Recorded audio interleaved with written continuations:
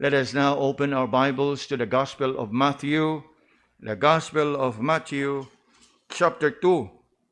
The Gospel of Matthew, chapter 2, and we shall be reading from verse 1 up until verse 12. Matthew, chapter 2, reading from verse 1 up until verse 12. We invite those that are with us online to please do join us in the reading of God's Word. If you have your Bibles, please open it to the Gospel of Matthew, chapter 2, and let's read responsibly, beginning from verse 1 up until verse 12. I shall begin reading verse 1. Now, when Jesus was born in Bethlehem of Judea, in the days of Herod the king, behold, there came wise men from the east to Jerusalem, saying, Where is he that is born King of the Jews? For we have seen his star in the east, and are come to worship him. When Herod the king had heard these things, he was troubled, and all Jerusalem with him. And when he had gathered all the chief priests and scribes of the people together, he demanded of them where Christ should be born. And they said unto him, In Bethlehem of Judea, for thus it is written by the prophet, Thou, Bethlehem, in the land of Judah, art not thou least among the princes of Judah, for out of thee shall come a governor that shall rule my people Israel. Then Herod, when he had privily called the wise men, inquired of them diligently what time the star appeared. And he sent them to Bethlehem and said, Go and search diligently for the young child, and when you have found him, bring me word again, that I may come and worship him also. When they had heard the king, they departed, and lo, the star which they saw in the east went before them, till it came and stood over where the young child was. When they saw the star, they rejoiced with exceeding great joy. And when they were come into the house, they saw the young child with Mary his mother, and fell down and worshipped him. And when they had opened their treasures, they presented unto him gifts, gold, frankincense, and myrrh. And being warned of God in a dream that they should not return to Herod, they departed into their own country another way. Ang Ginoo magapanalangin kanato diha sa ato ang pagbasa sa iyahang pulong. From last week's message, where we considered the shepherds, the least expected witnesses, sa atuang pagpadayon sa atuang pagpamalandong, in this series of messages on the characters of Christmas, niining kabuntagon we shall proceed to consider the wise men who came to worship the King. As you can see in the title of today's message, whereas the shepherds, the less expected witnesses, we shall consider this morning the wise men who came to worship the King. Again, as in the previous messages that we have considered, where many have misplaced their attention and focus, nga imbis kang Ginoong Hesus nga gipakataw ni anang adlaw, many would rather focus their attention on Mary, then on Joseph, then on the shepherds. Of course, there are lessons that we can learn from the examples as portrayed in the life of Mary, as portrayed in the life of Joseph, as portrayed in the lives of the shepherd. There are lessons that we can learn from their examples. Apan hinumdumi that the main character of Christmas is who? The Lord Jesus. In fact, the very reason nga itong gitun-aning series of messages on the characters of Christmas, nga gasugod kita kang Maria, kang Joseph, o sa mga magbalantay sa kernero, is for us to learn from their examples. Apan sa kanunay, especially in our country, maghisgot ganita og Pasko, murag daghan kayog kompetensya sa atensyon o attraction when the main character sa Pasko is none other than the Lord Jesus. In fact, dili lang sa mga biblical character, even mythical character that has nothing to do with the biblical account on the birth of Christ. They seem to be competing with the attention and focus that should only be focused on the Lord Jesus Himself. Kay nga naman, hunong ragutag kadiyot, what is Christmas all about? It's all about the birth of Christ, our Savior. Apan lantawa ang mga unod sa mga awit nga atong madungog karon. Lantawa ang mga display o mga adorno sa mga kadalanan. It has nothing to do with the Lord Jesus. Sa ako anang gingon, like the previous messages we have considered, where many have misplaced their attention and focus, so it is with the wise men. Nga naman, not only that the focus of many is misplaced, the wise men are also misrepresented. And why would I say misrepresented? Na atong gibasa. Did you read together with us the passage kaganiha? What is it that we read about? Wise men. True? Wise men. But these wise men has been misrepresented. Nga naman, unsay atong madungog karon? We don't hear much about wise men. What we hear is three kings.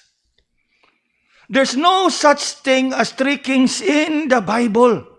The Bible mentions wise men. Gani ang Biblia wag yun magisgot og pila sila kabuok. Naingon lang nga wise men. Wise men gives us that impression nga men plural more than one. They can be three of them, but it can also mean that they may be 4 or 5 of them. Wise men. But not only that it is misplaced ang focus, they are also misrepresented. Yes, no question about halos kitang tanan kaniadto kinsa bay nasayod nato nga wise men nga mas familiar man ta sa three kings. And you know mga kaigsunan, it is actually a subtle attempt to draw us away from the truthfulness of the biblical account of Christmas. It's actually a subtle attempt nga malihis ang atong focus ug atensyon. And that is what we are trying to learn ining ato ang mga pagtuon. Nga naman, sa kada panahon sa Pasko, even ang ato mga kabataan, mas ganahan pa sila mukanta mahitungod ni Santa Claus kaysa mukanta sila mahitungod kang Ginoong Hesukristo. Which is which? Daghan ang nakigkompetensya sangan sa atong Ginoo nga kung atong isipon ang Pasko mahitungod gyud sa pagkatao sa atong Ginoo ug manluluwas. It has nothing to do with the rest of the characters that we love to sing during Christmas. Apan, like the wise men, pagan gihapon. Nga naman, wa na gani ni sila yung mga ngan, gimisrepresent pagyod. Ginganlan pagyod sila og three kings. Unya, gani, sa ato ang namatan nga pagtulunan og sa karaan nato nga relihiyon, naapa ni sila yung mga ngan. Hinumdum siguro mo gisingan aning three kings. Napay mga nga, di ba tinuod? The Bible never mention anything. Nga siguro para kanato kaniadto baliwara gyud na nato mingon kita nga ay unsa baywa mawa nato. True. Kay nangawa pa man ta atong panahona. Pero karon nga natas kahayag og sa kamatuoran, I hope you come to realize nga all those things is part and parcel of the entire package of what? The work of the devil. Remember, the devil is the father of lies. Unya, dili na pwede na itong duwa-duwaan. Nga ato lang ino na, sige lang, mga bata pa na. Sige pa, sulubalag mga Santa Claus. No. It's part of the grand deception. From the outside, as well as from the inside. Kaya nga naman sa roy mga Christian churches nga nag-accommodate, ana.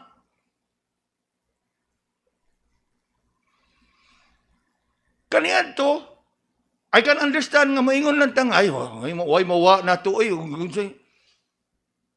kaniyan to, kaya masadas kamatuoran. Pero karon nga naanatas kamatuoran, we should be very careful.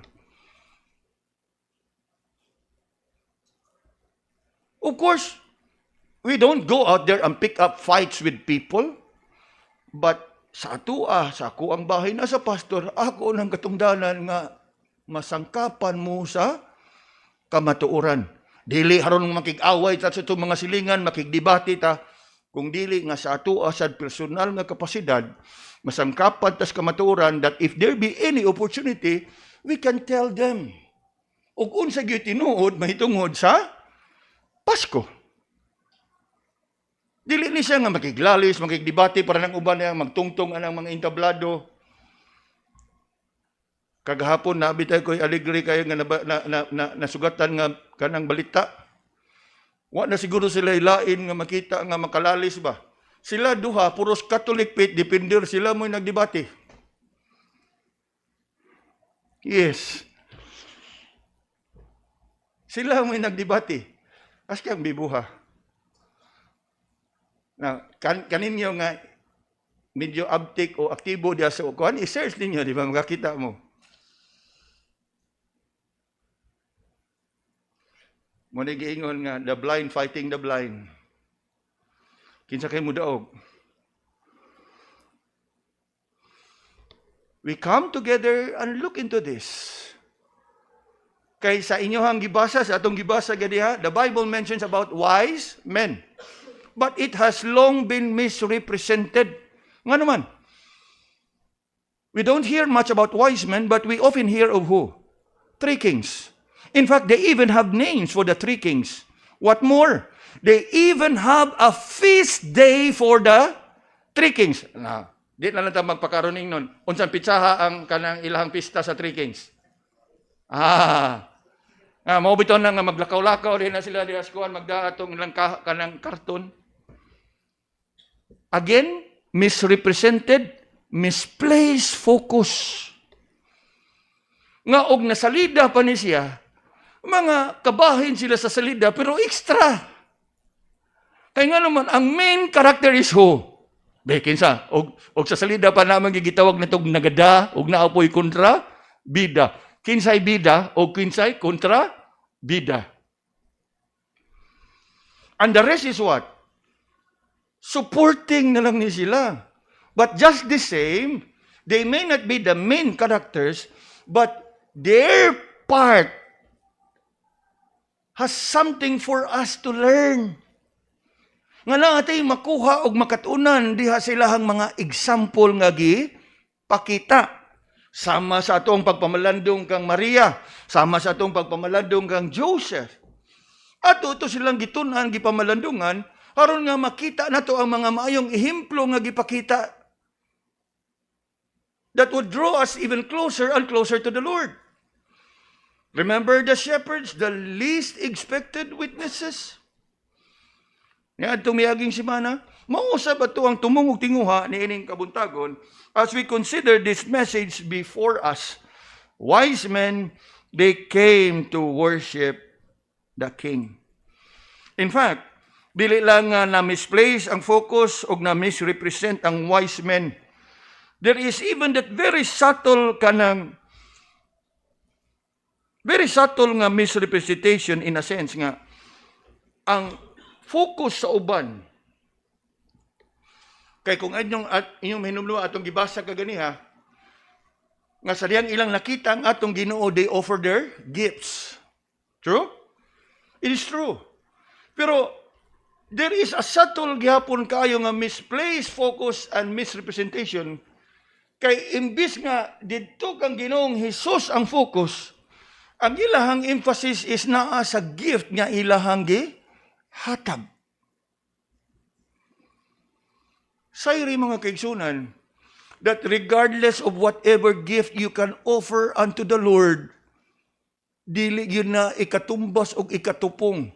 The worth, the value, the greatness, the preeminence of the person to whom that gift is given. In fact, kung atong pag-aisipon, what is that gift that we give to Him compared to that gift that God gave to us? For God so loved the world that He gave His only begotten Son. Now, what is that gift? Yes, they are precious, gold, myrrh, and frankincense. Apan, it's nothing. Apan sa uban nga mga pundok o sa uban nga mga kanang kasimbahanan, they emphasize more on the gift.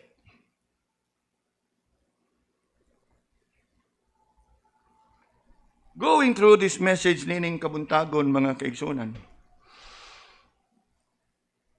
I want us to look into it with a biblical perspective. Nga ato ang lantawon ni siya, sa tumong og tinguha nga atong katunon, ang unsay angay natong katunon, ug nga atong ma-apply sa ato ang kinabuhi. As far as the wise men are concerned. As you can see, the message title speaks for itself. Wise men, they came to worship the King. Ang mo na siya usa sa mga pagtulunan nga angay nato nga katunon ug sayran niining kabuntagon diha sa testimony niining wise men. Now, going through our text, I want us to consider firstly, verse 1 and verse 2, the desire of the wise men to find the newborn king. The desire. Ningon ganitag desire ang ilahang tinguha. And what is it about their desire? Grabe ni siya nga desire, mga kaigsunan. Nga naman, look with me in verse 1 and verse 2.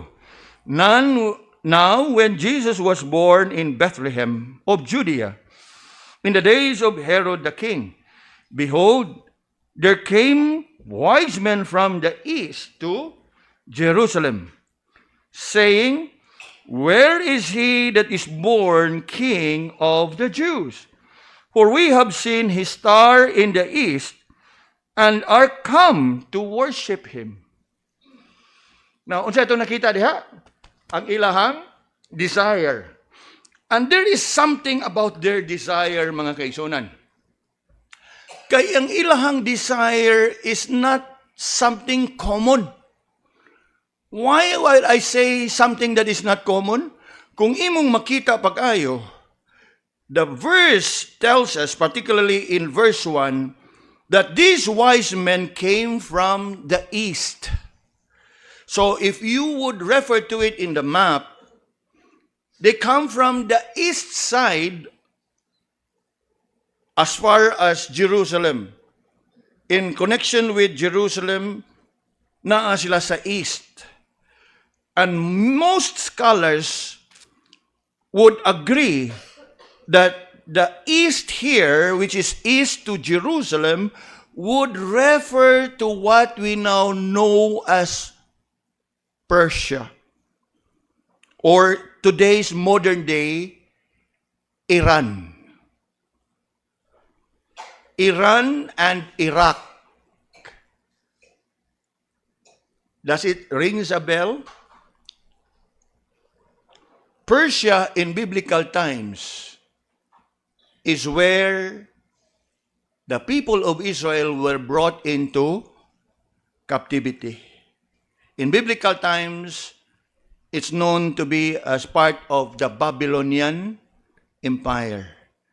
Then individually, it became known as, from Babylonian, then it becomes Persian Empire. In today's language and in today's geography, it is that region in the Middle East that is occupied by the country Iran and Iraq. Iran and Iraq. Roughly, mga kaigsunan, the distance between Persia and Jerusalem is approximately 800 miles. 800 miles. And we think about 800 miles back in biblical times. You can only imagine, una, the time of travel. Nga naman, sa ilang panahon, wa pa may aeroplano. Siguro maingon, lisod man ibiyahe. Yes, that is worth noting. Nga bisan pa man sa distansya, they have that desire to find the newborn king. Despite the what? Distance.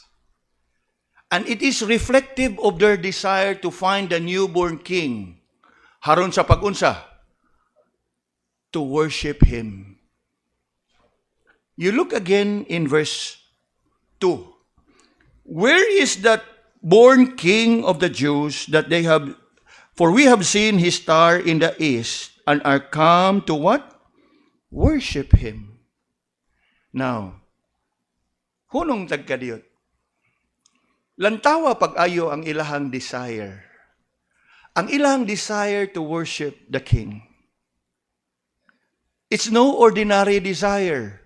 Kay nga naman, sa ato ganing panahon karon nga nanay mga modern transport, og mingon traffic man, lisod man og sakay, murag apiki naman sa oras, dili na lang ta manimba oy. Tell me? But you look at these people. Look at the distance, 800 miles. And yet, they have that desire to go. Because they want to what? According to verse 2, they want to what? Worship. Even in such an ancient time, that the most that you can think of nga pwede nila masakyan is what? Donkey, horse, or the most is camel. Kay og kabayo og donkey, they cannot last long distance. Camel. And why would I say camel? Kay kanang camel, they are designed for long distance travel. Kay nga naman, usa sa feature anang mga camel, mga kaigsunan, mauna nga, medyo bitaw na sila naidako kay buko-buko di sa babaw, naa diha gitago ng ilahang tubig that they can last for long distance. Now, mauna ka nang kabantay mo anong camel nga murag naigilukdo nga kuan, og sa sakyanan pa na ron, murag radiator na nila, tubig nang naa diha. And they are designed to endure travel.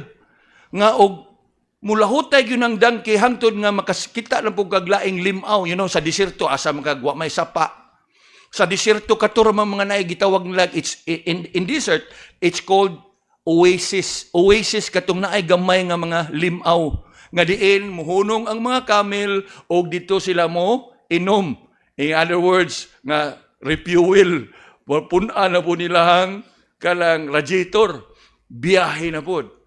So yes, we can think of donkey, we can think of horse, but the most probable nga iyang gisakyan ani is what? Camel.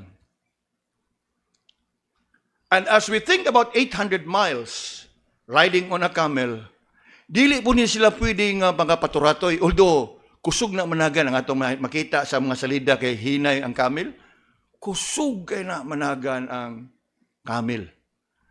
I had that opportunity nga makasakay ko ani when we were in a biblical study tour unya ni hunong we spent some time, I think 3 days in Jordan. Nga, of course, kami kutob lagi mis pa picture niya makatikang gamay ana kay ngano man makuyawan makagmuho turatoy rugdagan. Pero ang katong mga natibo dito sa maong lugar ay mura po mga kabayo nga galumba. Kusog managan. But I can tell you nga kini dili ni sila kapakusog og dagan. Ngano man? Because they are actually traveling by caravan. Wise men traveling 800 miles, for sure, they have brought with them, aside from the gifts, they brought with them their daily provision. Ang ilang kanunon sa matag adlaw, kaya nga naman, the travel would take not only days, not only weeks, but even months. Nga naman, kay kada tungtong sa kagabion, muhunong man sila. May man parehas karon nga naay Google Map, may magparehas karon nga naay GPS, inigtungtong sa kangit-ngit o sa kagabion, muhunong sila. And what do? Ighunong nila, imuntar nila ilahang mga tulda. So they can sleep for the night. Are we following? So I'm trying to tell you that this travel is a travel that is very slow. Karon og mo travel ka bisag inganana overnight, hunong lang kag usa ka pension house. Katog mata na po sa sunod buntag sayo na po padayon sa biyahe. But it was not the case in biblical times. And yet, as we look at our first point, I want us to look at their desire to find the king. Alang kanila, distance is not a hindrance for worship. Alang kanila, travel is not a kanang hindrance for worship.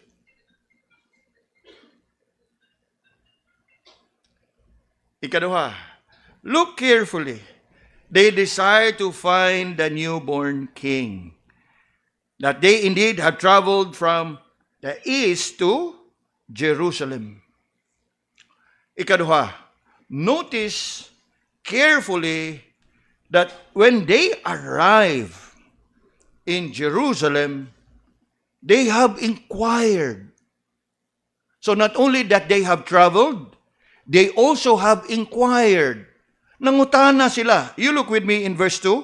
Where is he that is born king of the Jews?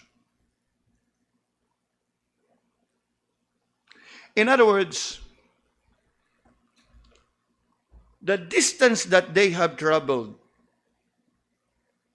they are determined. They only have one focus. And they only have one intention. They only have one motive in mind. Ug unsa na ilahang intensyon tinguha motibo sa ilahang pagbiyahe? They just want to find the newborn king. You know, mga kigsunan, naay mga panahon nga moadto ta sa laing dapit. We may have one purpose atong pagbiyahe dito. Pero di nato kalikayan. Ngayon nagbiyahe nato dito, murag ma-attract tas lugar. Uy, nindot man rin, picture ta din eh. Nindot man rin, mag-shopping ta din eh. In other words, we can be disrupted. Nga ang ato untang katuyuan, usara, igabot dito malinga ka. Kaya nga naman, kadaghan man attraction. Di ba tinuod? Gani, even on kanang gitawag nato, kaninyo siguro nga gatrabaho, if you are on official business, ngayon na to, mo travel ka sa Manila on official business, kanaingon pa nato, official gani nga inline sa imong trabaho. Pero bisan pa mag-inline sa trabaho, mangita gyud og ipsot, mangita gyud og bakante nga mga oras, o wag gyud bakante, maghimog gyud bakante oras nga ingon pas Tagalog, makagala naman paminsan-minsan.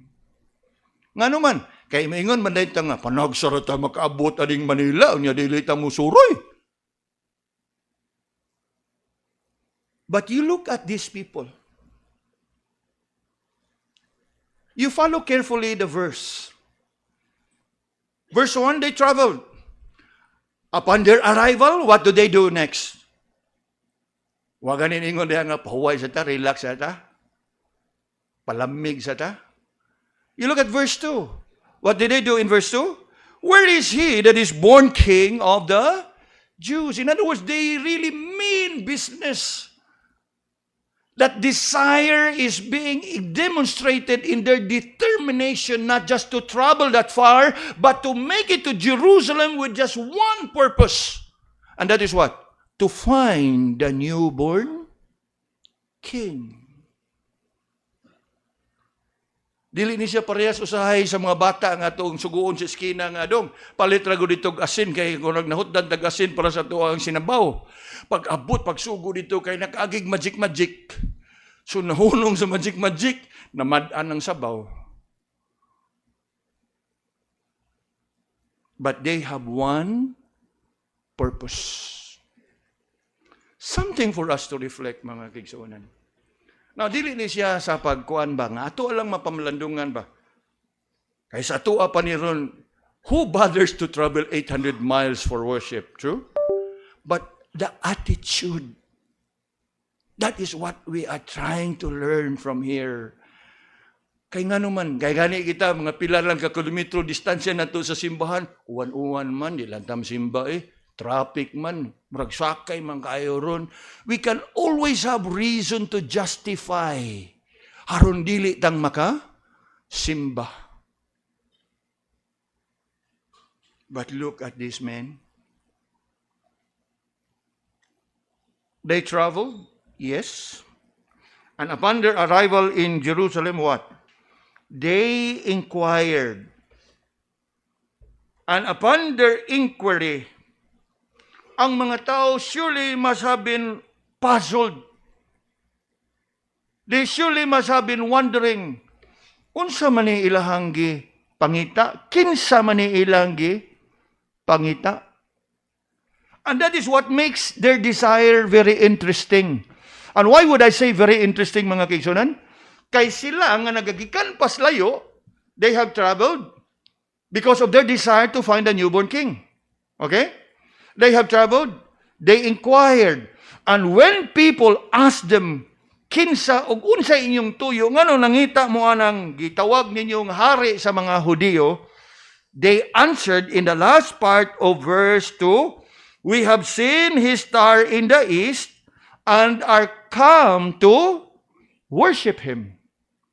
Now, ang ilang gitubag sa maong pangutana, nakapahingang sa mga tao sa Jerusalem.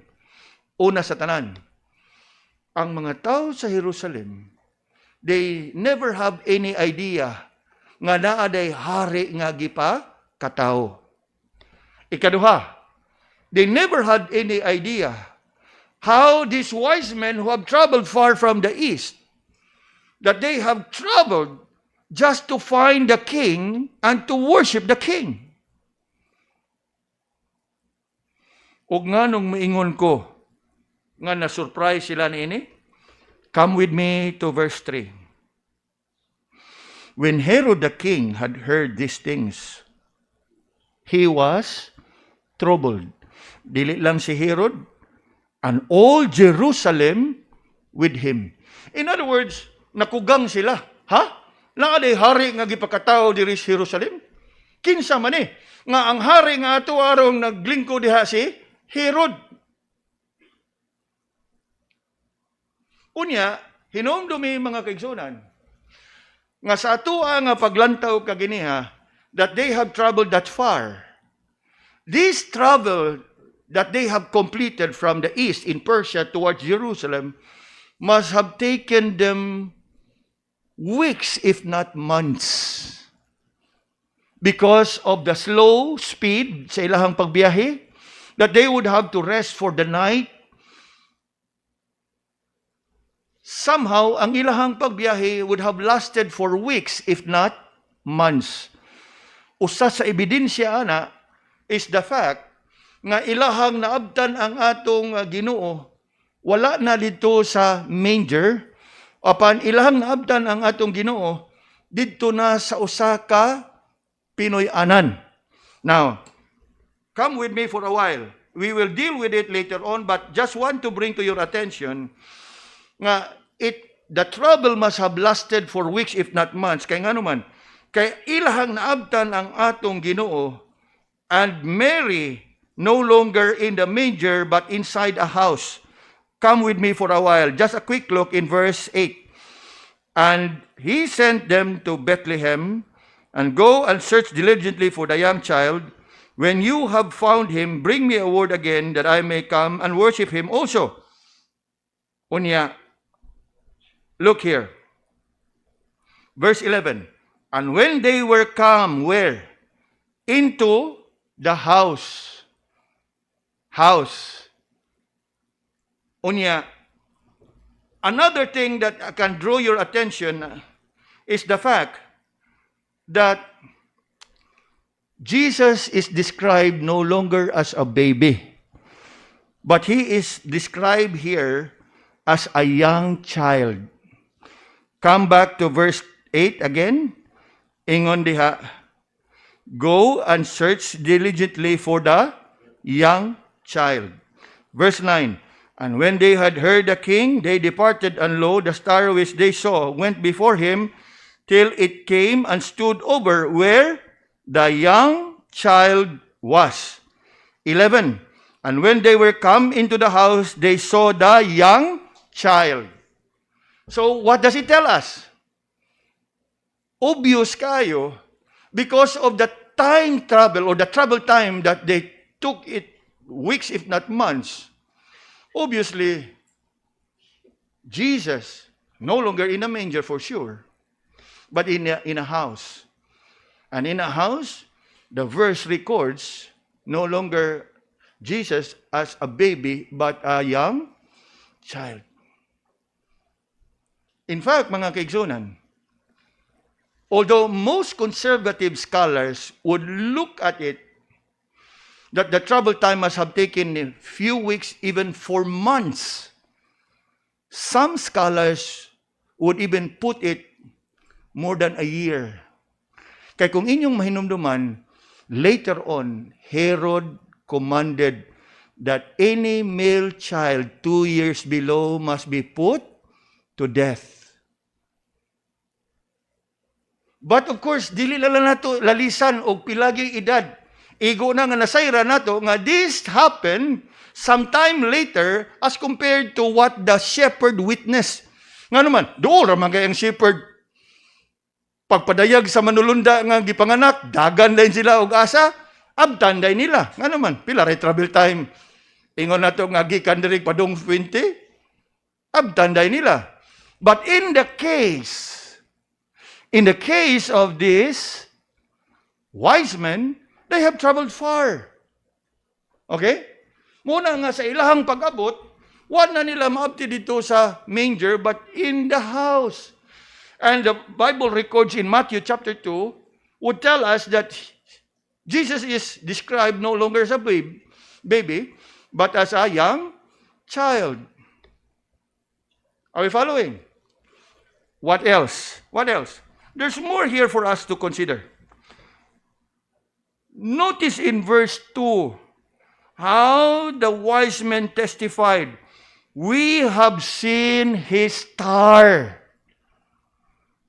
His star.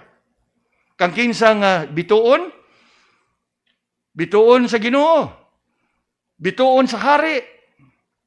Now, what about this star? What is this star all about? Now, obviously, we don't know much about this star. But the fact nga mauni siya nahimong giya nila sa ilahang pagbiyahe, it must have been an extraordinary star. And again, I am convinced nga the same star nga ilahang nakita is the very same star or glory nga nakita sa mga magbalantay sa karnero. Remember, in Luke chapter 2 and verse 9, we read there that the glory of the Lord shone round about them. Unya, nipadayag dayon dito ang anghel. Unto you is born this day in the city of David Now, kung imo ning lantahon, comparing Scripture with Scripture, I am convinced that that glory that shone round about the shepherds is the same light that is described as the star nga nakita sa wise men. And obviously, it took them some time to arrive because of the distance nga ilahang biyahe. Pero as far as that light is concerned, I'm convinced that it is the same light that shone around about the shepherd nga maupoy nakita sa mga wise men in the east. Nga maoy nagiya kanila paingon dito sa Jerusalem. And that explains nga sa ilang pagsunod, it took them some time because of the distance to make it to Jerusalem, nga ang ilahang naabtan, ang atong Ginoo uban sa iyahang inahan, tuwa na sa Pinoy-anan, and described no more as a baby, but as a young child.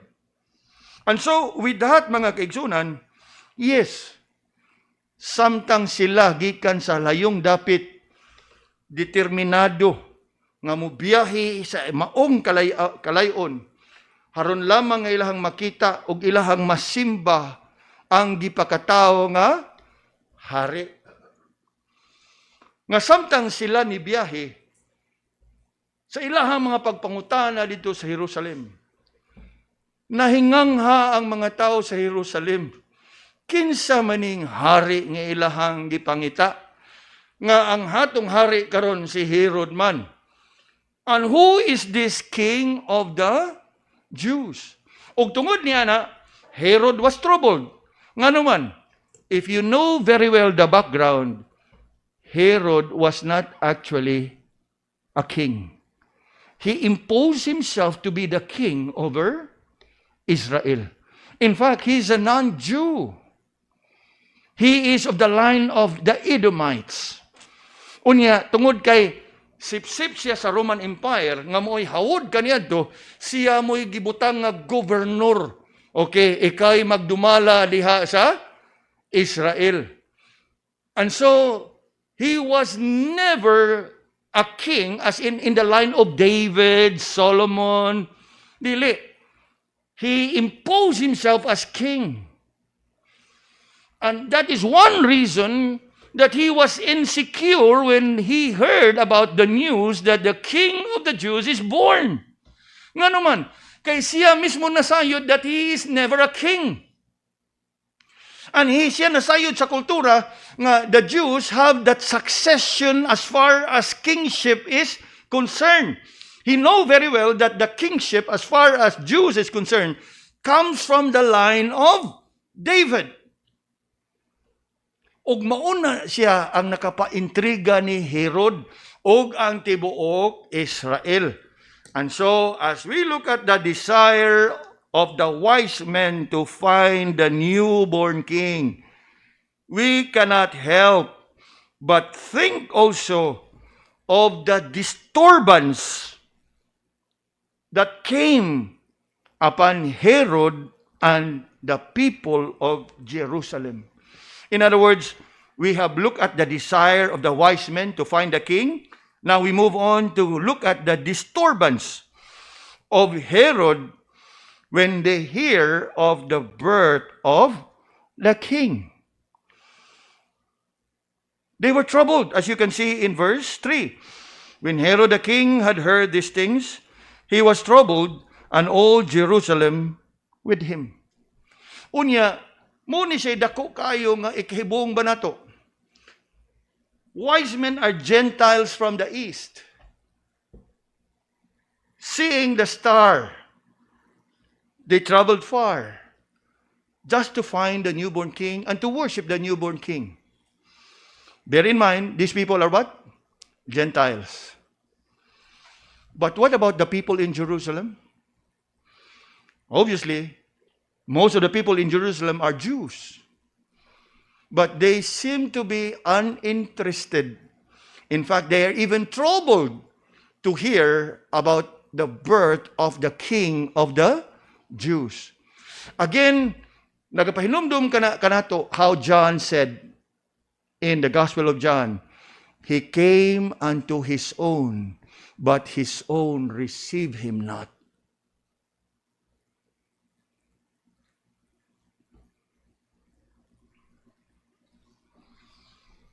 Nga naman, look with me in verse 3. When Herod the king had heard these things, he was troubled, and all Jerusalem with him. Imbis nga magmalipayon sila, nga gipakataw ang hari sa mga Hudiyo, the people in Jerusalem were troubled, and so was Herod. Notice further the disturbance upon Herod. Nga naman, diha sa iyaha nga nadungog, nabalaka siya, nasamok siya, naintriga siya. Og tungod kay nasamok og naintriga siya, what did he do? Una, he inquired from all the chief priests and the scribes. Look with me in verse 4 to verse 6. And when he had gathered all the chief priests and scribes of the people together, he demanded of them where Christ should be born. Unsa man akong nadungog? Tinuod ni? Now, obviously, he doesn't have any idea kasi ako nang gingon, he's not a Jew. That's why he consulted the chief priest and the scribes. Ang iyahan isang gitawag na tog advisor. Siguro in today's context, ang iyahang mga cabinet member. Iyahang gikonsulta, tinuod ni? And lo and behold, it was confirmed unto him by the chief priests and the scribes. Verse 5, and they said unto him, in Bethlehem of Judea, for thus it is written by the prophet, and thou, Bethlehem, in the land of Judah, are not the least among the princes of Judah, for out of thee shall come a governor that shall rule my people Israel. Diha sa iyahang kabalaka, o sa iyahang mga kahingawa, labaw that he was troubled and disturbed when it was confirmed unto him nga yes, it has been long prophesied, it has been much awaited that the Messiah would come, and that Messiah shall be born where? In Bethlehem, Judah. Now, they know very well, chief priests, scribes, good. They are the one writing and copying the scripture.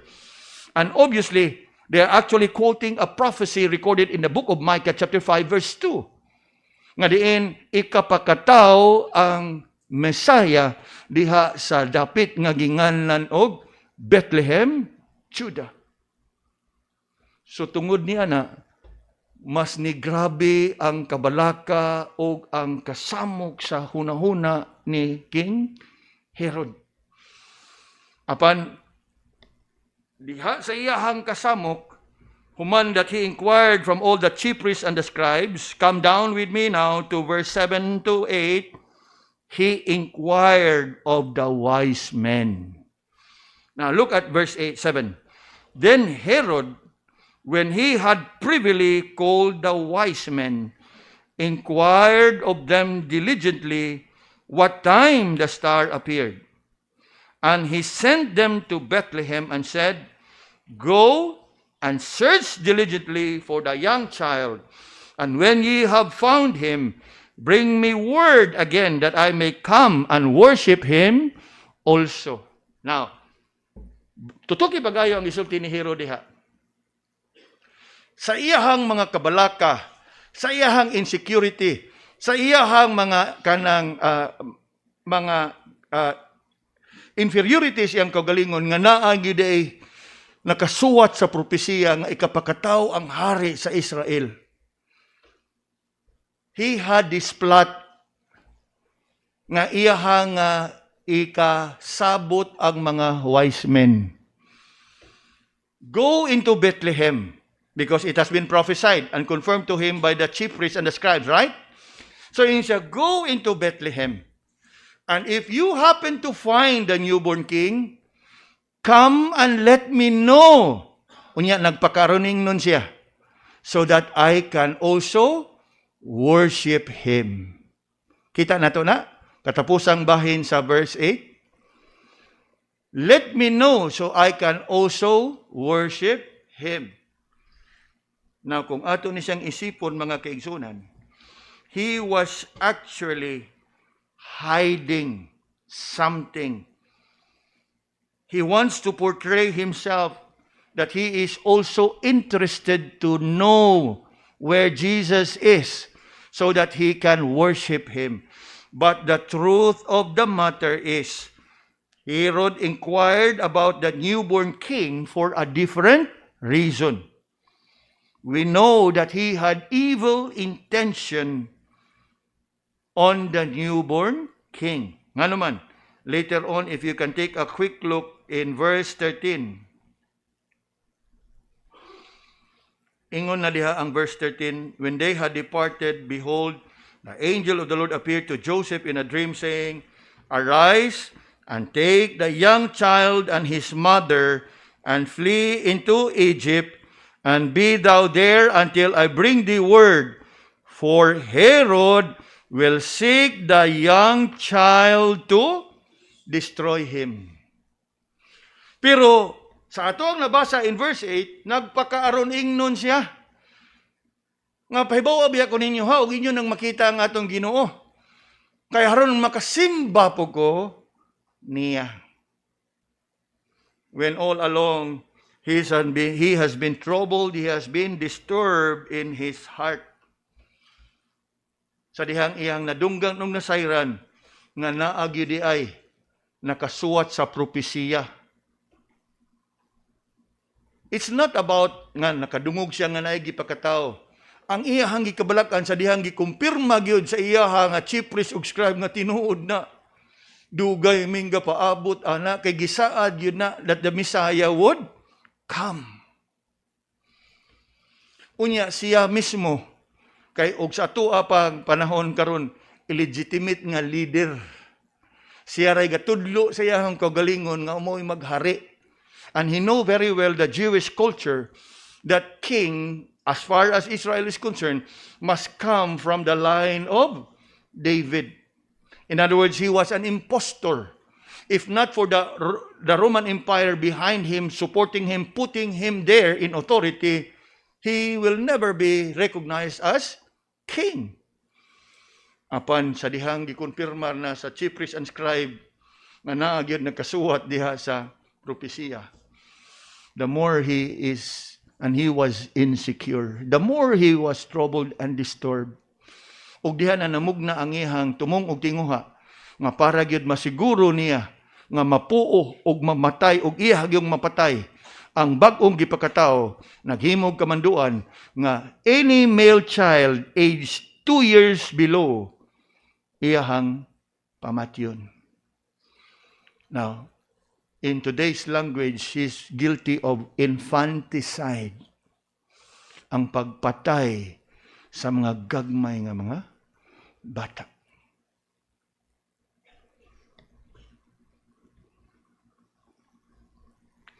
Apan taliwa sa pakighinabi niya, verse 8, he inquired, right?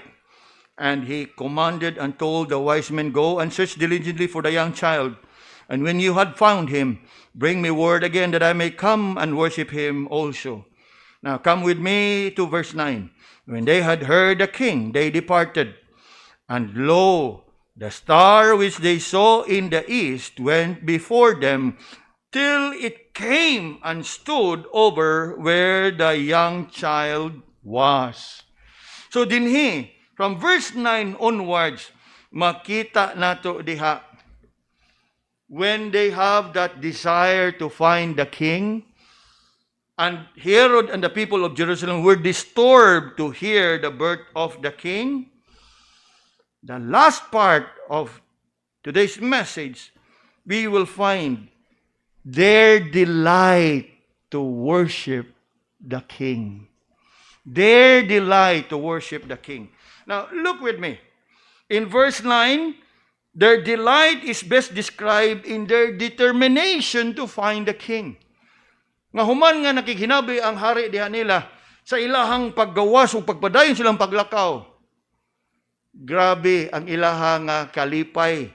Kay determinado gayud sila nga ilahang makita ug asa gyud ning bag-ong gipakataw nga hari sa Israel. And their delight, as you can see, is best expressed in their joy. Asa na ito makita? Verse 10. When they saw the star, what? They rejoiced with exceeding great joy.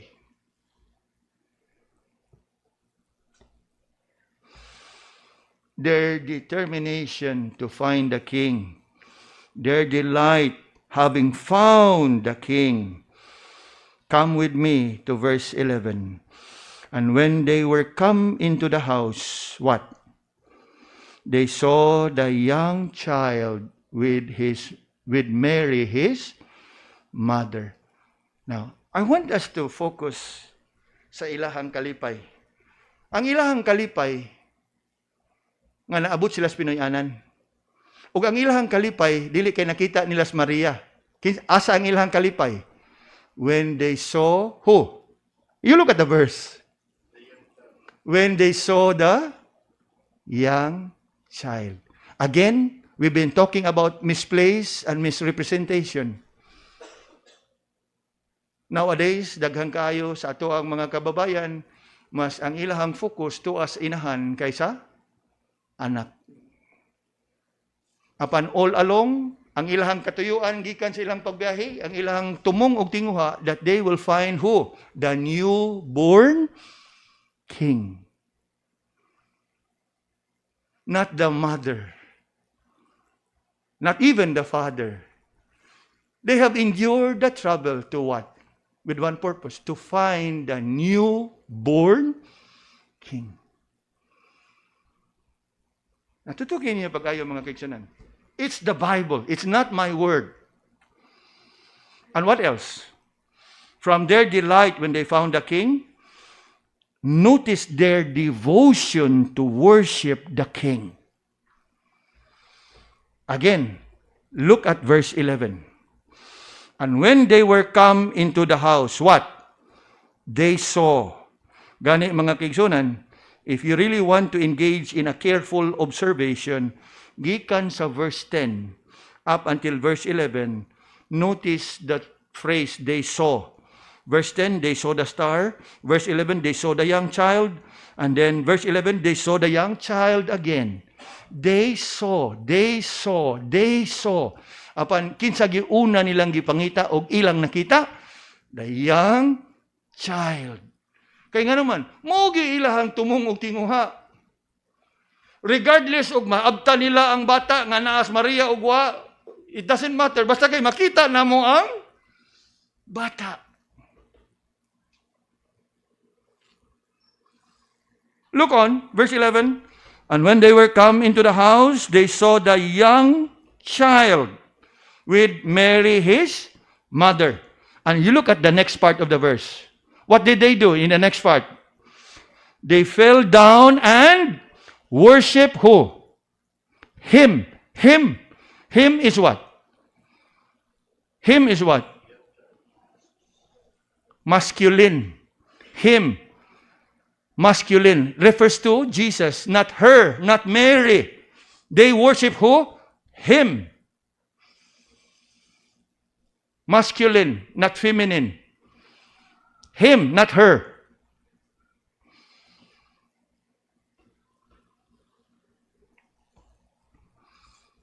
Then, look at what they do next. They fell down and worship him, not her. Labaw na nga, worship them. Nili. Him, ragyod. Are we following? Let's move on. Not only that they fell down and worship him, look on. When they had opened their treasures, they presented unto, look at your Bibles. They presented unto what? Him. Him. Kinsa ilang gisimba? Si Ginoong Hesus. Kinsa ilang gihalaran? Him. Again, I cannot help but bring to your attention, all along, there has been misrepresentation, misplaced focus. We have been made to believe nga ang agianan para ngadtos anak adto tas inahan. Gani, di lang tamo antog layo. Pila ka adlaw nga gi-traffic ta dinhi kay ilahang gipistahan ang inahan. Yes, maglisod ta gawas diya sa gate. Pertin trapika. Para kang kinsa ang kapistahan? Sa inahan.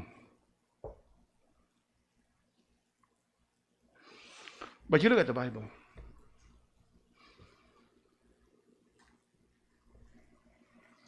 Notice their devotion. Their devotion is not to the mother, but to the young child. They have that delight when they found the king. And they have that devotion to worship the king. And observe carefully. All along sa pagsud nila sa Pinoy-ana, naa ang inahan. Pero kinsay focus nila? Ang bata.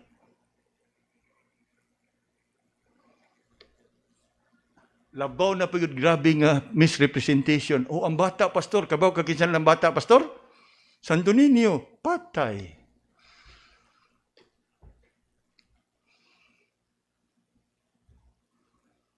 No. The Bible says it's Jesus. Let it be Jesus, okay? It's not my word, it's God's word. The young child is who? Jesus.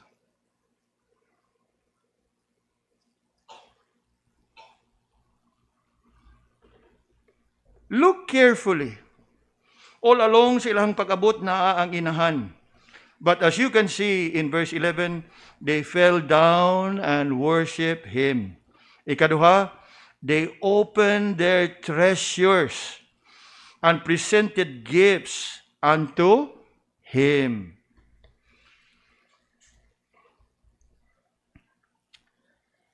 What else can we learn from these wise men? They have worshipped the Lord Jesus and the Lord Jesus alone, excluding the mother who was actually all along beside the young child. And what else? Not only that they worship Him, they also have obeyed Him. In verse 12, being warned of God in a dream that they should not return to Herod, they departed into their own country another way. And that speaks a lot of their obedience. That as we think about these wise men, mga kaigsunan, like the shepherds, they are a name. They were a name. Kaya og napay nga, mo na po mga santos. God in His wisdom chose nga dili niya hinganlan ang mga magbalantay sa karnero, ug di sad niya hinganlan ang mga wise men. But even when they are unnamed and they were unnamed, I want us to see in them how indeed they have that desire to find the newborn king. That there is nothing that hindered them from pursuing and fulfilling their desire. Dili ang distansya, wa gyud nakapugong, wa gyud makababag. Nga dili na nila tumanon ang ilahang desire ug tumong, nga ilahang makita ug masimba ang gipakatawo nga atong Ginoo. You can see that nothing got in their way to divert their attention from that very mission that they want to find the king. Not the distance, not the unknown location, not even the trouble of the people in Jerusalem. Wa nakababag kanila. Gani mga kaigsunan, kung ato pag yun siyang tutukan pag-ayo, sa ilahang pagsanong, pagsubay lang sa bituon, that I would say is a testament not just of their desire, but of their faith. Now, before I end this message, mga kaigsunan, ako ning gireserba sa katapusan. Haron nga siguro na ay nangangautanan sa inyo huna-huna. Pastor, how can they trust the star? And why the star? Nga naman, we are not for astrology. You know, astrology, nga magsalig sa bituon, malas ko ron, kay ang bituon, mauni. You know, that is us.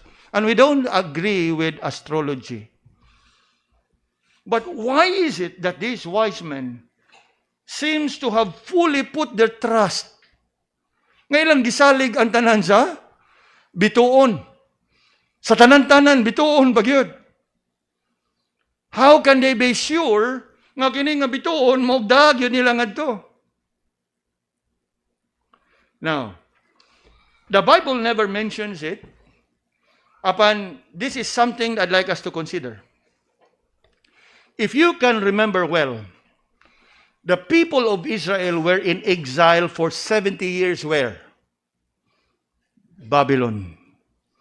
Some of them even served in the palace. Remember Daniel and his 3 friends.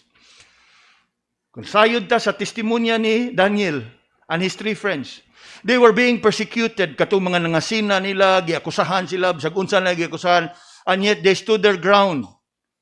Daniel and his 3 friends has left a good testimony, even legacy, sa maong gingharian sa Babylonia. And as we reflect upon these wise men, obviously, these wise men, not 3 kings, these wise men must have been serving in the palace as well. They may have come across the writings of Daniel and all the prophets. Nga naman, 70 years to adito ang mga Hudiyo. And they must have come across verses from the writings of Daniel. Now, particularly in the book of Daniel, mga kaigsunan, there is that verse in the book of Daniel that is maybe worth mentioning. Nga diin, it must have been one of the verses that have enlightened them about the coming of the Messiah. Daniel chapter 9.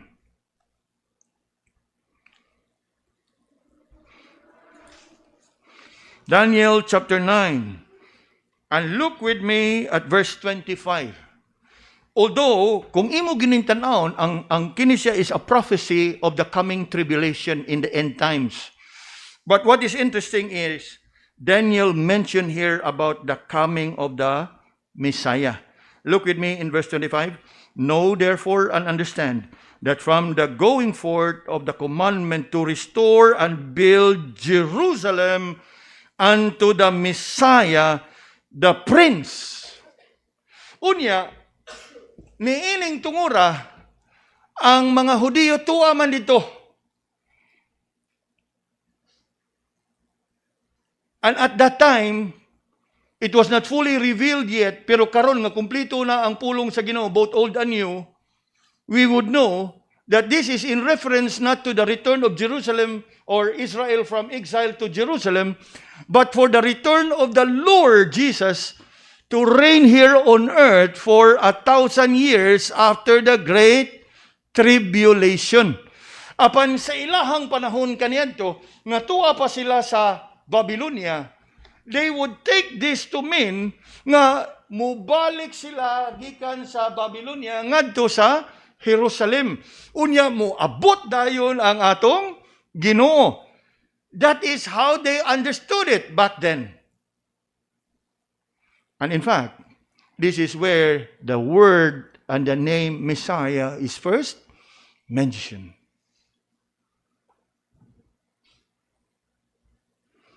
What else?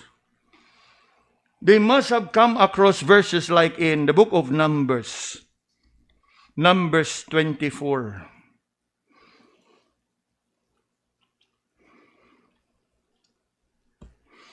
Numbers 24. And look with me at verse 17. Ingon diha, verse 17. I shall see him, but not now. I shall behold him, but not near. There shall come a star out of Jacob, and a scepter shall rise out of Israel, and shall smite the corners of Moab, and destroy all the children of Sheth. And Edom shall be a possession, Seir also be a possession for his enemies, and Israel shall do valiantly. Now, mingon ganita ang gitawag diag star of Jacob, and a scepter shall rise out of Israel. It's actually in reference to the coming Messiah. Now, a scepter is a symbol of power and authority.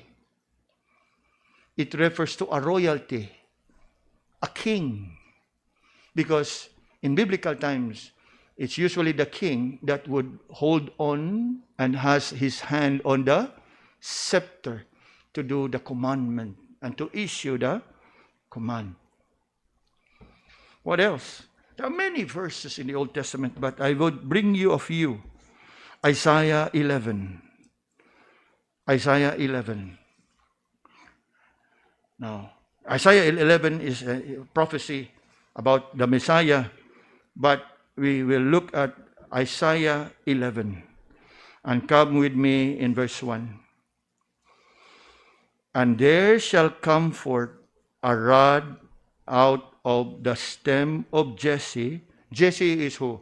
The father of David. And a branch, you look at the branch there, it's in the capital. It's referring to Christ. The branch is another name of Christ. And a branch shall grow out of his roots. That's the name of Christ. You will read it again in verse 10. And in that day shall there be a root of Jesse, which shall stand for an ensign of the people. To it, notice this, to it shall the Gentiles seek. Now, who are the wise men?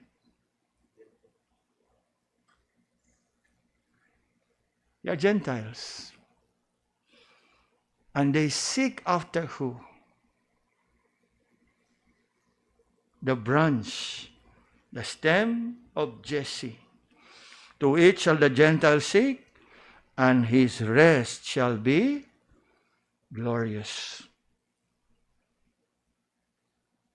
A few more verses, then we close. Jeremiah 23 and verse 5. Jeremiah 23 and verse 5. Look here. Behold, the days come, saith the Lord, that I will raise unto David a righteous branch, and the king shall reign and prosper, and shall execute judgment and justice in the earth. Verse 6, in his days Judah shall be saved, and Israel shall dwell safely, and this is his name whereby he shall be called, the Lord our righteousness. It's actually that Hebrew word, Jehovah Shedkenu. In English, the Lord our righteousness. Last verse. Chapter 33 of Jeremiah and verse 15.